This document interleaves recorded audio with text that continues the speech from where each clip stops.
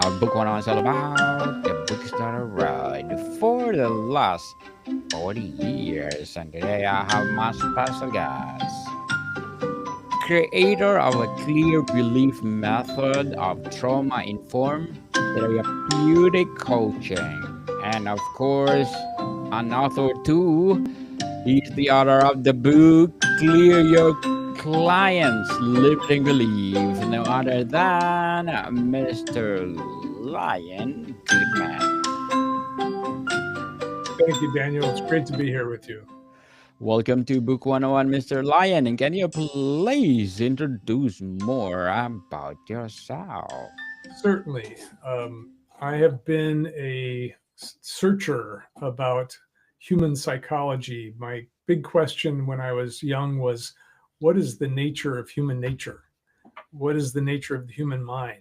What is the nature of the human spirit? And trying to understand people, because people were confusing to me when I was young. And I wanted to understand what makes people tick. Why do they do what they do? Why do they choose what they choose? And so that's been my lifetime quest to understand that. And I've had two major careers. One is as a headhunter.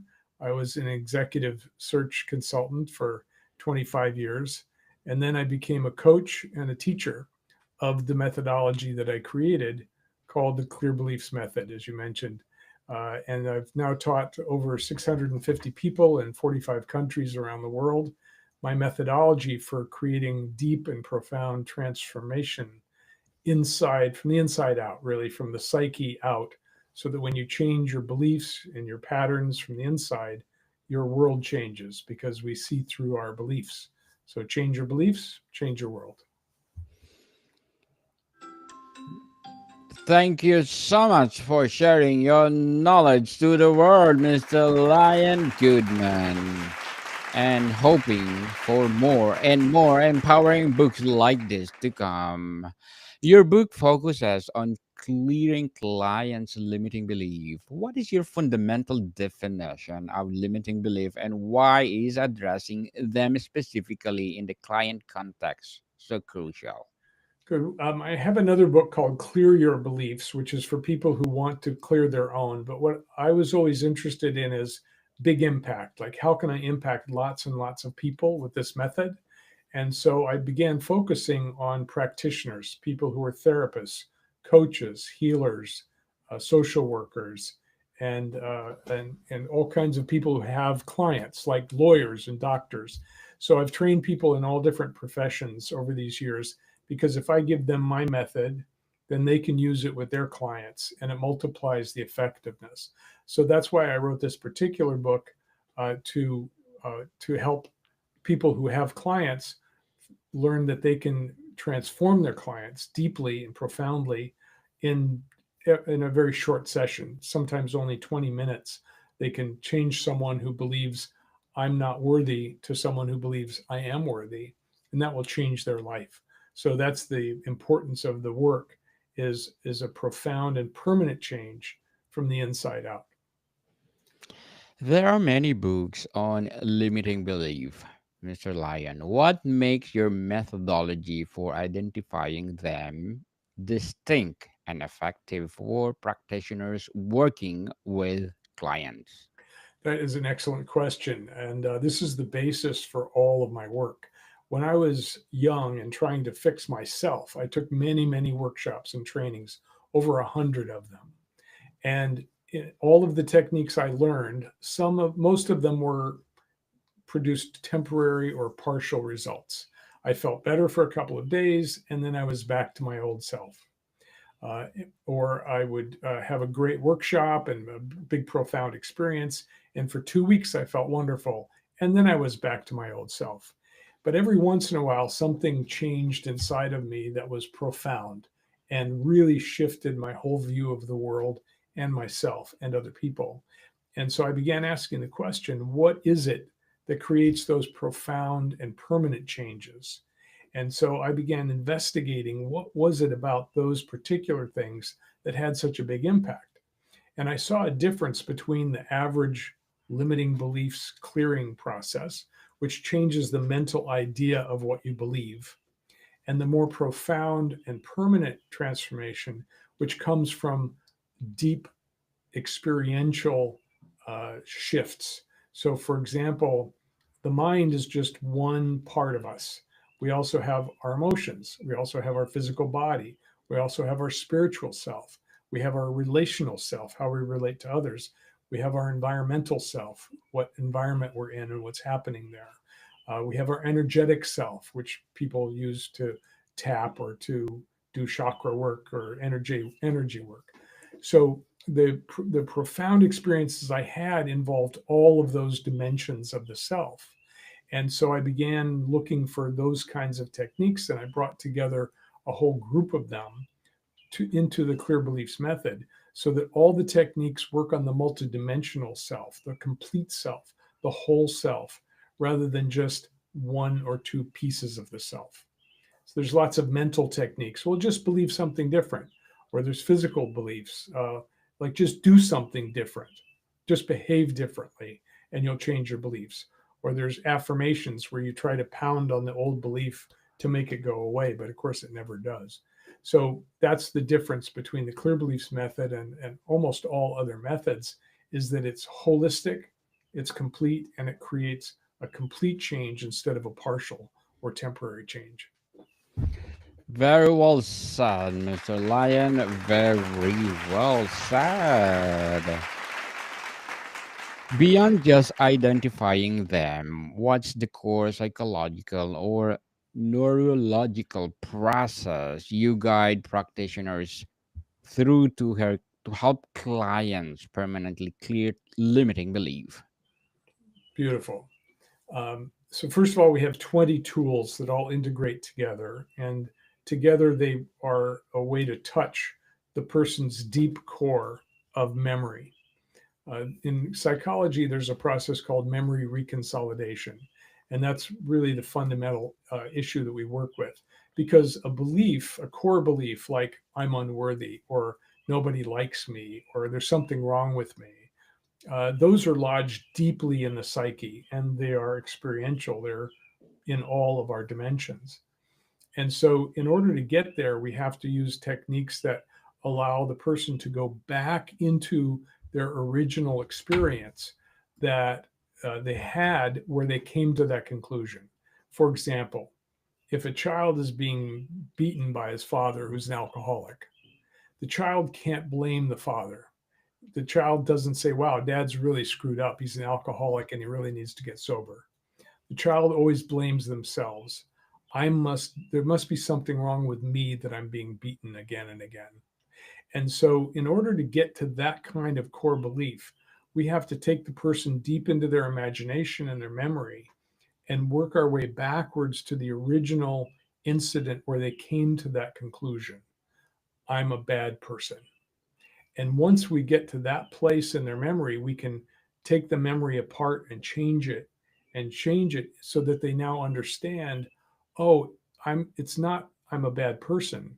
I'm a good person inside of a bad situation. And that's the kind of shift that transforms the person's identity, not just something that happened, but who I am. And when you do identity change, when the person sees themselves differently, that's when you get change in all aspects of life. In all aspects, people, how important is it for clients to understand the origin of their limiting belief? It's not crucial, but it's helpful. So we, you can come up with a belief from a particular trauma, like I had an accident on a bridge, and now I don't want to go on bridges anymore. I'm afraid of bridges. That would be a one incident trauma related to a belief. Most of our beliefs in childhood come from many, many different incidents that come from programming, our parents telling us who we are, or programming from a church or a synagogue or a mosque telling us who we are, teachers telling us who we are. You're dumb, you'll never learn anything.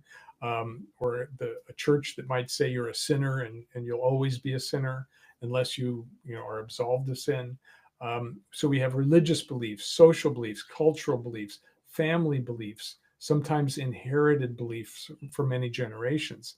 People whose parents were in the depression in the 20s have inherited beliefs about how you're supposed to save money and not spend money. And so, in order to get back to some of those beliefs, we have to go back into previous generations. And sometimes, interestingly, even in past lives. So, sometimes people will remember things that weren't from this life, but a past life. And that's where the memory comes from. So we do a lot of deep memory searching, but it's also possible to clear a belief that isn't associated with memory, something that just got programmed. For example, I'm a sinner. Well, they don't have a memory except being in church and being told that, but we don't we we can just clear it from the psyche without knowing exactly where it came from. So I would say that it's very important, because if we get to that core understanding, it clears it completely, but we can also clear it at the surface, and that's helpful as well. How essential is it for practitioners to have cleared their own significant limiting belief before effectively helping clients with this work? Well, that is crucial.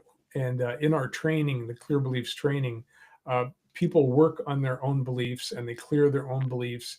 We work in triads so that you get to both experience the conducting, the facilitating of the process, and also as a client, you clear your own beliefs. So in the 6 month training that we offer, people are clearing all their limiting beliefs so that they can work with other people. Because if I were working with you and you had a belief that I hadn't cleared, when you say that belief, like I'm a terrible person, I'm going to feel it myself and I'm not going to be a very good facilitator. So I've got to clear my beliefs first before I can help you clear yours. And belief clearing is a long process because we have tens of thousands of beliefs. Most of them are neutral or not a big deal, but the ones that are really hairy, the ones that cause us to react suddenly, or the ones that cause us to limit what we can see as possible for ourselves, uh, those are the ones that are most important to clear. As an example, we're working with people in poverty right now in the state of New Jersey under government contract. And the people in poverty feel a lot of shame for being in poverty. And they're told you're lazy, there's something wrong with you. Most people in poverty work 2 or 3 jobs. So they're certainly not lazy, but there's a cultural belief in that. And so they're always being treated as less than. And so we have to go down and dig into their beliefs and say, no, you just got caught up in a bad system, in an economic system that doesn't treat you well, that doesn't really give you the opportunities. But you are a being who could create anything. And that's our goal, is to wake people up to who they really are. And who they really are magnificent beings with almost infinite capacity. So that's our goal, is to awaken people at the spiritual level, at the intellectual level, the emotional level, the physical level, so that they really feel no limitations. They recognize the power they have to create a new life. We salute you for that, Mr. Lion. And thank you for your advocacy, helping people out there. And as an author and creator of a clear belief method, what are your short term and long term goals?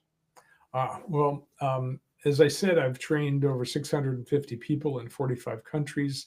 My long term goals are to train tens of thousands of people with this methodology and spread it around the world.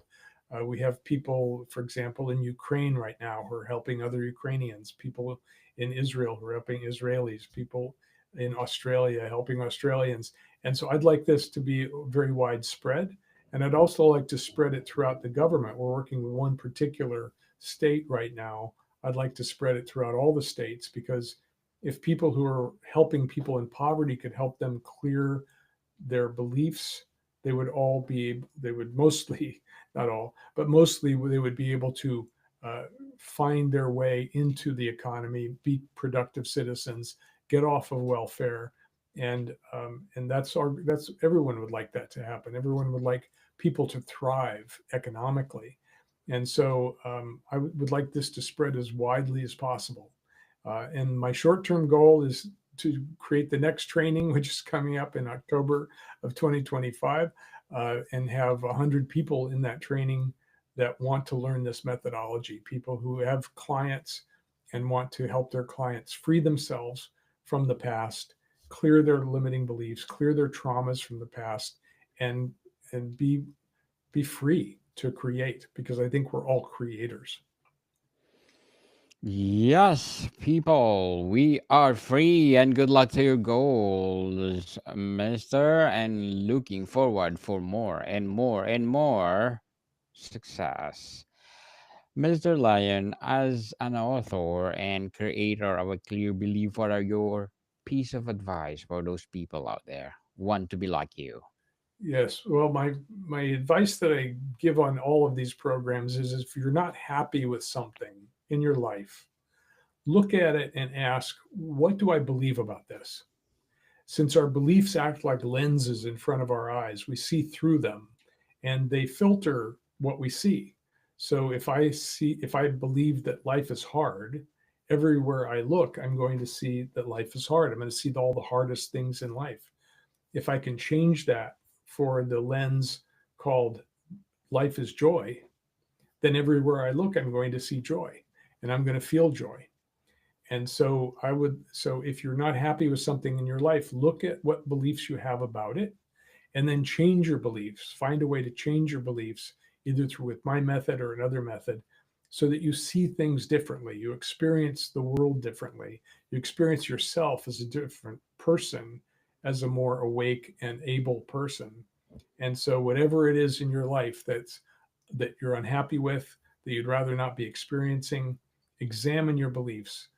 Each of my books contains a process called belief self-diagnosis, where I guide you through a way to search for your beliefs, even the unconscious ones and the ones in the subconscious mind. And then once they're exposed, you can see, oh, they're just beliefs. They're not really true. It's just how I'm experiencing things through my filters.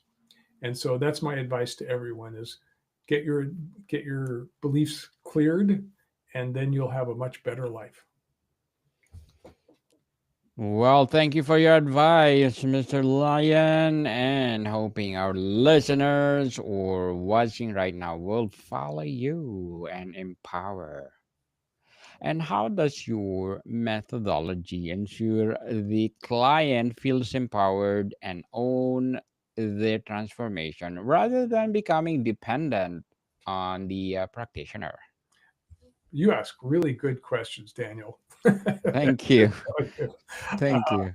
um, we teach our students that it's all about empowerment. That we tell our students, for example, during the process, this is a process that you'll be able to do with yourself after we have 4 or 5 sessions. So we are teaching our clients how to do it themselves so that they're not dependent on us. We don't want any dependencies. We're teaching them to learn how to do this themselves. Once they recognize, hey, I can change my beliefs, then they have the power to change any of their beliefs. And so that's the true empowerment that we're looking for. Based on your work, Mr. Lyon, what do you perceive as the single most pervasive and damaging limiting belief held by clients across different fields? Good. I've talked to people all over the world, and the belief that I think most people have somewhere in themselves is the belief there's something wrong with me. And there's a good reason why that would be. When we're babies, we're looking at other people, adults and other older children, who can feed themselves, but we can't feed ourselves. They can walk, but we can't walk. They can talk and communicate, but we can't communicate. And again, children always blame themselves for the problem, and nobody tells them, "Oh, you're a child, you're a baby. We'll take care of you. No problem. You'll learn these things." But the baby's looking and trying to understand, because we begin making meaning from the time we're born. And we're looking around going, what's going on here? And the conclusion is almost always, there must be something wrong with me. The baby doesn't know they're a baby. They don't know that they have a lot to learn. And so they come to the conclusion, I must be broken. I must be a problem. And then sometimes the parents reinforce that, hey, you're a problem, go away. But that inner belief that there's something wrong with me, I think is a pandemic. It's the most common belief I found in all cultures around the world. Very well said, Mr. Lion. Very well said. Empowering answer indeed. How does your belief clearing process integrate somatic or experiential elements, and why is it integration vital? As I said earlier, we are multidimensional beings. We are made of many, many dimensions. And our experience is multidimensional. So, right now, you're seeing me, you're feeling yourself in your body in your room. I'm feeling myself in my body in my room. The listeners are feeling themselves in their body in their room. They're hearing, they're seeing, they're smelling. They're in a relationship. They're in an environment, and so our experience is happening all the time, multidimensionally, and our beliefs are made out of our experiences. If you tell me I'm a bad person and I take it in, I've experienced you telling me I'm a bad person and I take it in. So that's an experiential belief. If I if I have an accident and I say, oh, bad things happen to me, I'm making that belief up from the experience. So all of our techniques are experiential because beliefs are experiential, then they are multidimensional. And that's where most techniques to change beliefs fail, is that they're just operating at the mental level, or sometimes the energetic body level or the body level, but they're not covering all of the dimensions that we have. So the body, the soma, the somatic body of feeling is very important in our process. We're always telling people, what does it feel like to hold that belief? Because we want to get them into their body, because the body's part, one of those dimensions that we have to touch in order to clear the belief completely. So that's all of our techniques are both experiential and multidimensional and somatic. What are the most common reasons a practitioner might struggle to help a client clear a belief using your methods? I thought you were going to ask a different question. I thought you were going to say, why do most practitioners have problems clearing their clients' beliefs? It's because they haven't cleared their own. They don't have a good technology. Yes. So our students, our graduates, who are in all different cultures with different languages, they have a whole set of tools. So if one tool isn't working for a particular client, for example, a client may not be able to visualize, and this is fairly common. About 20% of the population doesn't visualize like 80% of the population does. So we have ways of dealing with that. We just have them focus on feelings and sensations rather than visual information. Um, so it's often the case that the client isn't comfortable with a particular technique, and so we just switch techniques. So we have 20 of them. So if there's a problem, it's we just switch techniques, and then it's not a problem anymore.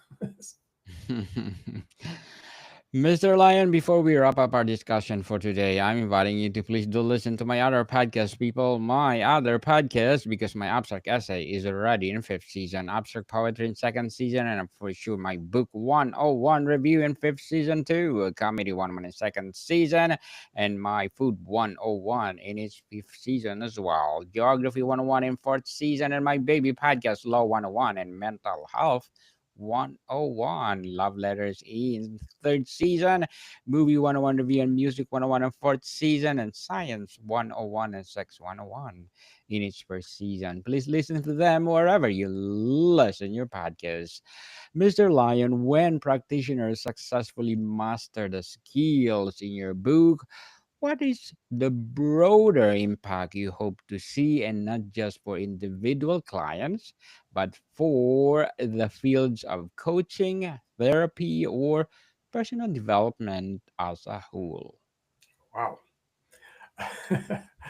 So, okay. So, in the field of coaching, most coaches are taught that we don't work with the past, we work with the present and the future.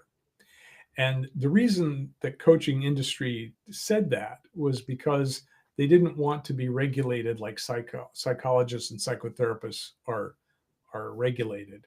So they said, we don't deal with the past. We only deal with the present and the future. The problem with that is that all of the things that stand in our way are based on the past, on our old beliefs, on our traumas, on our background, on our history. And so, my goal in the coaching industry is to wake people up, wake coaches up. There's 50,000 coaches in the US, and most of them don't know that they have to clear the past in order to get a person moving forward. The reason people don't move forward is because of something in the past that's holding them back. So, my goal is to have a big impact on the coaching industry. Um, in addition to that, I would like every practitioner, everyone who has clients, to have these tools, whether they're a lawyer or a doctor or a psychotherapist or a social worker, to have these tools available to help their clients. Because no matter what kind of client they have, those clients have limiting beliefs. Limiting beliefs are everywhere. We all have them, and so the ability to clear them gives you the ability to transform your clients so that they can soar, they can move forward in life. And when people take my training, they can soar and they move forward with their life. So it's really a each one teach one, each one heal one. It's like spreading like ripples out into in a stone in water to get as far as we can to free people and awaken them to their own possibilities. Very well said, Mr. Lion Goodman. Very well said. And thank you so much for sharing your knowledge and wisdom to the world. So, can you please invite our listeners to support your advocacy as well all your books? Thank you. Clearbeliefs.com is the best way to get there, or liongoodman.com for all of my other articles and things I'm involved with. Yes, people, let's support Mr. Lion Goodman because if you support him, more and more and more empowering books to come, more and more empowering coaching to come. So, Mr. Lion, thank you so much for your time. Thank you, Daniel. It's been a pleasure. Welcome, people. See you soon.